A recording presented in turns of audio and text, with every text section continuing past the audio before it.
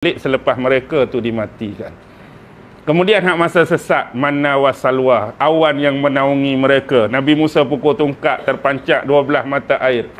Itu termasuk 8 nikmat yang Allah bagi.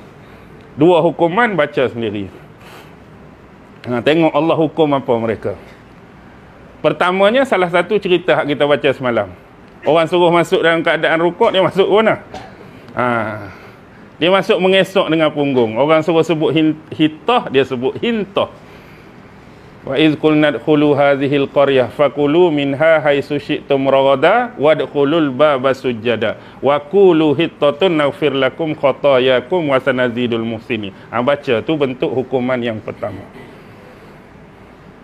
Okey. Wa aufu bi ahdi ufi bi ahdikum. Dan hendaklah engkau menyempurnakan janjimu. Janji sebelum ni kepada Allah apa dia? Nak menjaga agama Allah dengan sebaik-baiknya. Nak taat kepada perintah Allah.